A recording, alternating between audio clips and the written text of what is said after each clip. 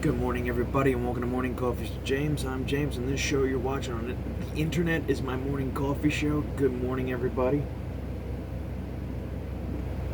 Well, how are we all doing today? Well, I'm doing pretty good. I want to talk about something today that is not political. I know I've been talking a lot about politics recently, and I am getting real sick of it because, honestly, right now things are getting crazy with election fraud and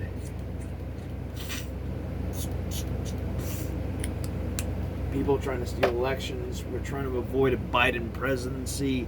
Let's be honest, nobody wants Biden, nobody wants more lockdowns.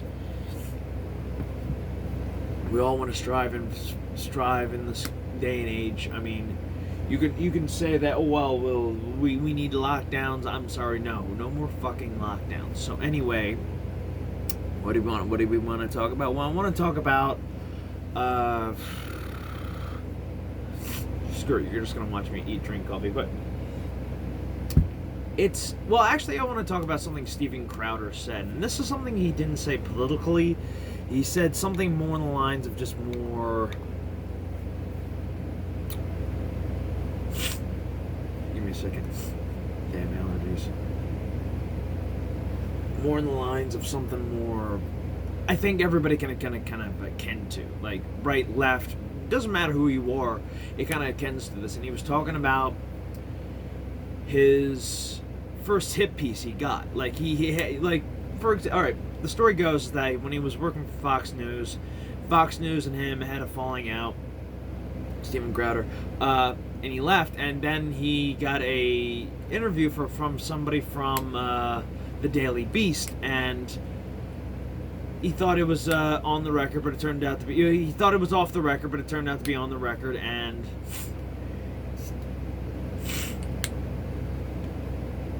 he basically got mincemeat in a sense. So it basically put him in a downward spiral in the sense of the same way of, like, having your crush break your heart, or somebody calling you fat and get on the treadmill. It was degrading for him. It was degrading, and it felt like he was a piece of shit. And like, we've all been through there. We've all had somebody to put us down, or tear us down, or deconstruct us, or break us down. And honestly, he goes on about saying this, and he's going on about saying this, and he's talking about, why do God has a plan for you, God has one good things for you. But he also mentioned, and this is during a time when he was in his depression. He was talking about, how come like Saddam Hussein and Alec Baldwin. He was watching the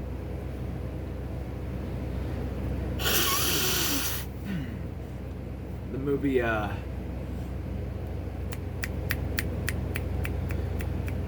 what's that movie?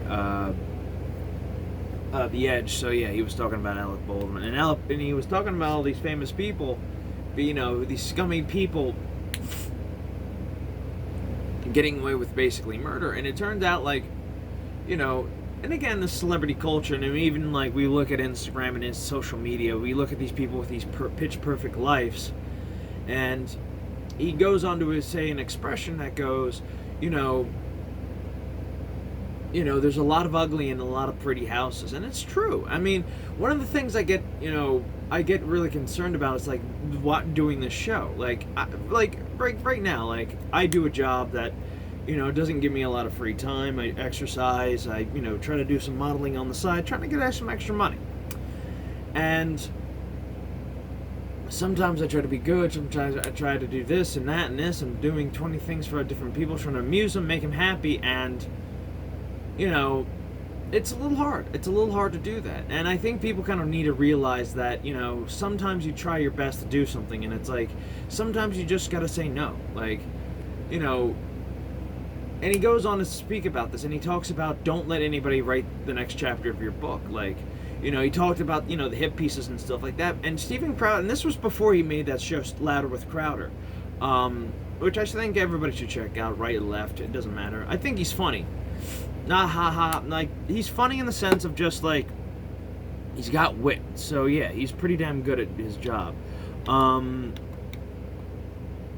He goes on to talk about this, and he talks about you know, being degraded and stuff like that. But he also talked about, in a sense, you know, don't let anybody write the next chapter of your book. I mean, you know, you go on to move to do something else. You know, for example, like he basically, when he left Fox News, he started Louder with Crowder, which was a, you know, I think it's a very good political pundit show where it mixes comedy with politics, and I think we need that nowadays. Like, we need people to explain politics better and kind of give us a different view on things. And you're granted, like,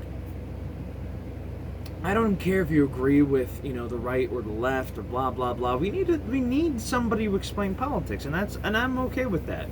You know, same thing with, like, you know, why we need people to explain, you know, why shit's going wrong.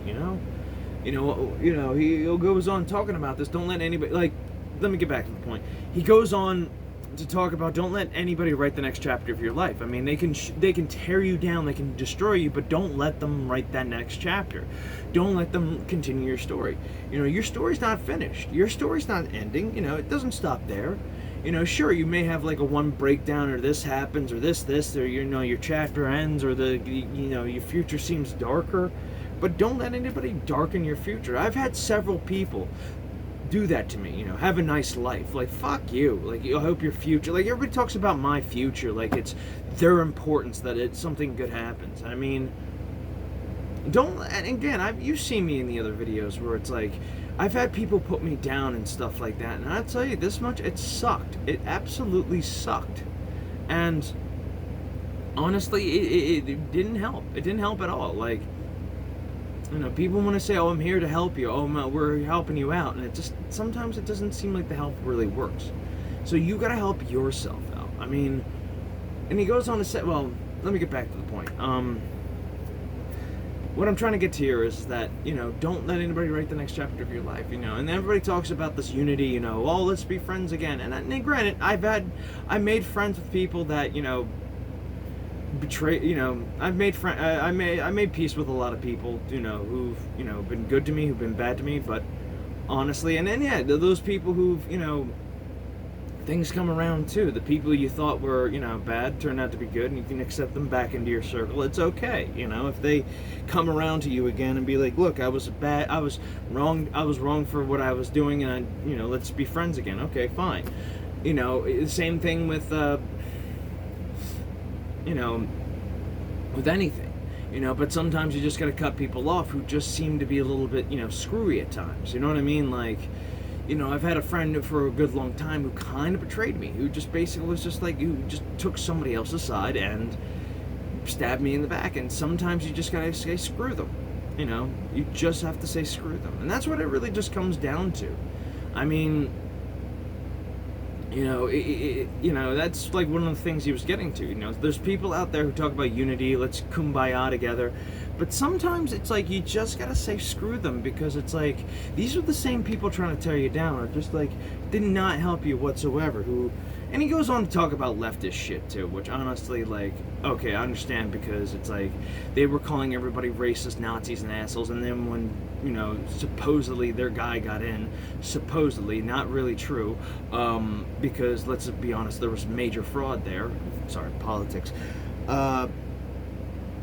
They all preached about, you know, unity, and this is something he said. So, but you don't have to. You don't have to accept just people into your group just because it's like, oh, now we're friends now. You know, now that I got the W, I can win. And it's like, yeah, sure about that. And it's really just, that's the thing I just get annoyed with. And it's just like sometimes you just gotta cut people out of that. And it's like, okay, you're not helpful whatsoever. Goodbye. And that's really the truth. I mean, you know, just, you know, and the thing is that, you know, you need to make something great. You need, you know, this world needs something great from you. It needs something great from you, and you.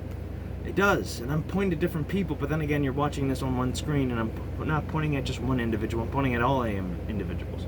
We need people to make good things. We need stuff from you, and they need stuff from me. I mean, I need good stuff from you. We need to start creating again. You know, this cancel culture, this tearing down stuff, this, you know, deconstruction, destroy. It's enough. It's enough. We need to start creating. I don't care if it's art or jobs or whatever. I don't give a shit. Like, we need to start building up again. You know, not build back better. Like, whatever the fuck. Well, what the hell does that mean? It means nothing. You know, it's just the lingo that these people try to throw at us. And it's like, really, it's like, screw them. You know what I mean? Like, and I have to say this, but, you know, we need to start making things. We, you know, make things. All right, just don't let anybody destroy you. Hell, I've even had like a one of my friends who's an artist, really good, damn good artist. She, you know, got bullied around by these trolls who were just telling her she's no good, and then like, you know, and she got depressed by it. And I'm like, don't let these people fucking ruin your life. That's the truth. It's like, you make the art, you continue. And again, like this show, you know, like, you know, she makes these art, like, she makes really good art, and she's being teared down by people who are not artists, who are just like online trolls who make fun of her. And it's like, stop. Just stop right there. And honestly, I think that's another thing too. We live in this kind of, I was watching what was his name? The Swollen one. I forget his name. He looks like basically a Viking, but he was talking about the body acceptance movement. You can change yourself too. You can change your environment. You can change yourself. For your own benefit, not for somebody else's benefit, but for your own benefit. I mean, granted, there's a lot of people. There's different body types out there: endomorph, ectomorph, xenomorph, mesomorph. You know, there's a lot of body types out there, and I think people kind of forget that we can change our physical appearance too. Like, you know, people, you know, this acceptance of I can't do anything. It's like, yes, you can. Yes, you can. All right. You just gotta believe, and you just gotta focus on the goal, all right? And if nobody accepts you, just screw them. You know, if they don't want to be involved with you, fine. You know, keep your circle tight, keep the people in there, get a good enough amount of people who keep you accountable in your circle. So yeah, that's all it just comes down to. You know, just keep your circle tight and keep the people in there that you can trust. Keep your circle of trust good, nice and neat. You know, keep the people that are beneficial to you and get rid of people who have not been beneficial to you. So yeah. Alright, I think I've spoke long enough, and I hope you got the message clear about that. I will see you guys in the next video. Take care, love it, bye-bye, and remember to stay awesome, and you are special. You are awesome. Remember that. Peace.